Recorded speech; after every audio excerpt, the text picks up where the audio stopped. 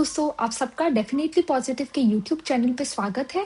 आज हम बहुत ही इंपॉर्टेंट आर्टिकल डिस्कस करने वाले हैं। द हिंदू में अभी भी प्रकाशित आर्टिकल है जो कि एग्जाम पॉइंट ऑफ व्यू से काफी इंपॉर्टेंट है। ये मीन्स और प्रीलिम्स दोनों के लिए इंपॉर्टेंट है। मीन्स के लिए इसलिए इंपॉर्टेंट है क्योंकि ये बेसिकली इंडिया की पॉसिबिलिटीज को देखता है कि वैश्विक मंच पे इंडिया जो एक महाशक्ति के रूप में उभर सकता है, उसमें क्या लिमिटेशंस हैं, क्या कमियां हैं, जिनको दूर करके इंडिया अपने आप को एक महाशक्ति के रूप में प्रेजेंट कर सकता है।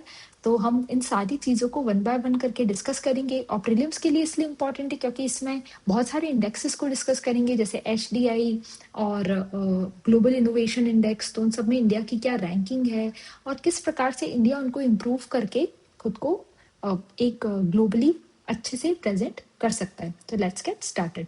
सबसे पहले यदि हम भारत की वैश्विक शक्ति बनने की आकांक्षाओं को देखें, अगर हम देखें कि इसमें क्या कमियां हैं, अभी क्या लिमिटेशंस हैं, उनको अगर हम देखें तो वो क्या क्या है। तो देखिए, भारत विश्व की सबसे तेजी से बढ़ती बड़ी अर्थव्यवस्था है। ये बिल्कुल सच बात है ना। अब महाशक्ति बनने की महत्वाकांक्षा भी है, वो काफी लंबे समय से चल रही है। हमारा ये टारगेट है कि 2047 तक हमें डेवलप्ड नेशन की तरह मतलब हमें डेवलप्ड नेशन बनना है, ये हमारा टारगेट है। ठीक है, पर इसकी आलोचना मतलब इसके कुछ क्रिटिक्स हैं। क्रिटिकल पॉइंट्स क्या है कि रणनीति और क्षमता का अभाव है। मतलब स्ट्रैटेजिक जो एक रणनीति होनी चाहिए और जो क्षमता होनी चाहिए, कैपेबिलिटीज है, उन कुछ कैपेबिलिटीज का अभाव है। हम इसके पॉजिटिव्स को भी देखेंगे, पर पहले हम इसके क्रिटिकल पॉइंट्स को देखते हैं कि कहाँ अभी इंडिया लैग कर रहा है, और फिर हम देखेंगे कि कौन कौन सी चीजें इंडिया की स्ट्रॉन्ग पॉइंट्स है। जैसे अगर हम स्ट्रॉन्ग पॉइंट्स की बात करें तो डेमोग्राफिक एडवांटेज है, जनसंख्या की एडवांटेज है इंडिया को। आज की डेट में इंडिया के पास में जो यूथ पॉपुलेशन है वो काफी ज्यादा है। सॉफ्ट पावर इंडिया की अच्छी है। स्टार्टअप प्रोग्राम में देखें तो इंडिया काफी अच्छे से उभर रहा है। स्पेशली जैसे टेक स्टार्टअप वगैरह की बात करें तो उसमें 100 से ज्यादा यूनिकॉर्न्स इंडिया के पास है।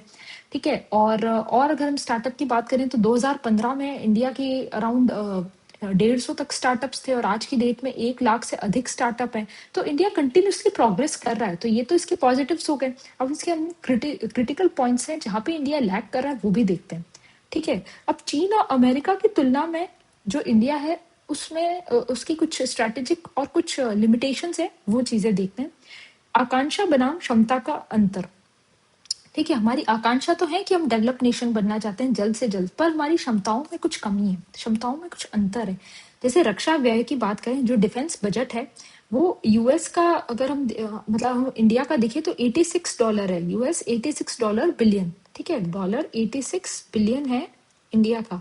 जबकि चाइना का देखें हम तो 314 बिलियन है। तो मतलब चाइना का डिफेंस बजट ही इतना ज्यादा है। हम देखिए लगभग लगभग 4 गुना है ना। लगभग 4 गुना चाइना का बजट है डिफेंस का। तो इंडिया से आप देख सकते हैं कितना ज्यादा है।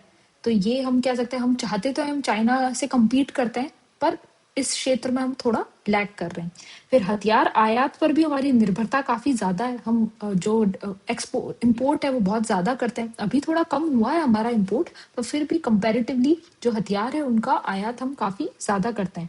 मतलब 9.5%। जो सिप्री की रिपोर्ट आई थी उसके हिसाब से 2016 से 20 के बीच में हमने 9.5% इम्पोर्ट किया है। अब भले हम ये कह सकते हैं कि आज की डेट में इंडिया का वो जो इम्पोर्ट है वो काफी कम हो गया, और इंडिया इनफैक्ट कुछ कंट्रीज को एक्सपोर्ट भी करता है अपने डिफेंस इक्विपमेंट्स। तो ये कंप्लीटली ट्रू नहीं है, पर फिर भी हम काफी इम्पोर्ट करते हैं। तो स्वदेशी रक्षा उत्पादन में कमी, वैश्विक आपूर्ति श्रृंखलाओं व ऊर्जा पर निर्भरता। हम एनर्जी इंपोर्ट बहुत ज्यादा करते हैं। अगर आप इंडिया का इंपोर्ट बिल देखोगे तो उसमें सबसे ज्यादा, अगर हम देखें, उसमें सबसे ज्यादा डिपेंडेंसी हमें पेट्रोलियम उसी पे ही है ना। इसी वजह से अभी जैसे जो यूएस है उसने टैरिफ भी जो इम्पोज किया है, उसका ज्यादा टैरिफ इम्पोज करने का रीजन भी उसने यही स्टेट किया है कि हम रशिया से बहुत ज्यादा ऑयल इम्पोर्ट कर रहे हैं, मतलब रशिया से एनर्जी इम्पोर्ट कर रहे हैं, एनजी वगैरह इम्पोर्ट जो कर रहे हैं, which is wrong according to US, although US भी इम्पोर्ट कर रहा है। ठीक है, तो मतलब हम इसमें ये कहना चाहते हैं कि ऊर्जा पे हमारी निर्भरता काफी ज्यादा है। तो उससे बाहरी झटकों से हम असुरक्षित रहते हैं। कोई भी अगर बाहर कोई भी, जैसे यूएस ने अगर अभी टैरिफ लगाया तो उससे इंडिया की एक इनसिक्योरिटी रहती है इस चीज से ना। हम इस पे कम्प्लीटली इंडिपेंडेंट नहीं है। ऑल्दो आज की डेट में कोई भी ऐसी कंट्री नहीं है जो इंडिपेंडेंटली सारी चीजें प्रोड्यूस कर रही है। एक ग्लोबल वर्ल्ड है जिसमें। नेक्स्ट हम देखें कि वैश्विक गठबंधनों में राजनीतिक अस्पष्टता। मतलब जो स्ट्रेटेजिक अगर हम देखें, इंडिया की ऑटोनॉमी इतनी स्ट्रांग नहीं है। जियोपॉलिटिकली देखें तो हम, वैसे ही इंडिया का एक प्लस पॉइंट भी है कि हम यूएस वाला जो जो गठबंधन है उसमें भी हम एक बैलेंस बना के रखते हैं। जो रशिया वाला और चाइना वाला जो ब्लॉक है उसमें भी हम बैलेंस बना के रखते हैं। तो एक तरीके से इंडिया का पॉजिटिव भी और नेगेटिव भी, क्योंकि इससे क्या होता है कि यदि आप सबसे बैलेंस बनाने की, सबसे रिश्ते अच्छे रखने की कोशिश करते हो तो कोई आप पे ट्रस्ट नहीं करता, तो उससे एक ट्रस्ट डेफिसिट भी क्रिएट होता है। ठीक है, जैसे रशिया यूक्रेन वॉर में हमने तटस्थता दिखाई थी। क्वाड और एससीओ दोनों में हम सक्रिय हैं, मतलब क्वाड वाले ग्रुप में भी हम हैं, एससीओ वाले ग्रुप में भी है। तो ये इंडिया का एक क्लियर स्टैंड शो नहीं करता। और इसमें आलोचना क्या है, संकट समय में अविश्वसनीय साझेदार के रूप में देखा जाता है। मतलब उसमें हम फिर ऐसे केस में क्या होता है कि इंडिया को एक हम एक, अगर कभी भी जैसे अब रशिया यूक्रेन वॉर में भी अगर इंडिया एक स्टैंड नहीं ले रहा है तो उसको अविश्वसनीय साझेदार के रूप में देखा जाता है। उस पर ट्रस्ट नहीं डेवलप होता, एक ट्रस्ट डेफिसिट क्रिएट होता है। ठीक है, अब मानव विकास की सीमाएं हम देखें तो एचडीआई वगैरह जो इंडेक्स है उसमें भी आप देख सकते हैं 2023 में इंडिया की रैंकिंग 130 थी। फिर इनइक्वालिटी एडजस्टेड एचडीआई उसमें 0.475 उसका स्कोर है, जो कि काफी कम है। इससे क्या इनइक्वालिटी शो होती है कि इंडिया में इनइक्वालिटी की रेट कितनी ज्यादा है। फिर स्वास्थ्य, शिक्षा और समानता में कमी। ठीक है, इससे ये चीज भी होती है कि भाई इक्वालिटी ऑफ रिसोर्सेज नहीं है, हेल्थ नहीं है, एजुकेशन नहीं, उसमें इसकी ये चीज कमी दिखती है इंडिया की। ठीक है, फिर अर्थव्यवस्था बनाम प्रति व्यक्ति क्षमता। तो इंडिया चौथी सबसे बड़ी अर्थव्यवस्था है, पर कैपिटा इनकम की बात करें, प्रति व्यक्ति अगर हम आय की बात करें तो वो काफी कम है। इंडिया की सिर्फ $2,711 है, मतलब 2,711 रुपए यूएस डॉलर है, जो कि जो निचले, जो लो सोशियो इकोनॉमिक स्टेटस वाली जो कंट्रीज होती है उनकी ये पर कैपिटा इनकम होती है। तो ये भी एक इंडिया की वीकनेस शो करता है। विश्व रैंकिंग में हम देखें तो 144 और 127 है, परचेजिंग पावर पैरिटी जो हो गया और एमईआर हो गया, उसमें इंडिया की रैंकिंग कम है। फिर प्रौद्योगिकी और नवाचार में देखें तो ग्लोबल इनोवेशन इंडेक्स में भारत की 39वीं रैंक है, 39 है, जबकि चाइना की 11 और यूएस की थर्ड रैंक है। तो उसमें भी इंडिया थोड़ा लैग करता है इनोवेशन वगैरह में भी। वैसे इंडिया की उपलब्धियां हैं जैसे यूपीआई, आधार, डिजिटल जो इनोवेशन है वो सब इंडिया की उपलब्धता है, उसको कोई डिनाई नहीं कर रहा। पर फिर भी यदि हम चाइना और यूएस से कंपेयर करें तो कंपैरेटिवली इंडिया थोड़ा लैग करता है। फिर ये कमजोरी हो गई कि कहाँ कहाँ हम लैग कर रहे हैं, जैसे सेमीकंडक्टर, एआई, एआई वगैरह में अभी इतना जितना डेवलपमेंट होना चाहिए, एआई प्रोफेशनल्स वगैरह इतने ज्यादा नहीं है इंडिया में कंपेयर टू अदर कंट्रीज जैसे चाइना और यूएस।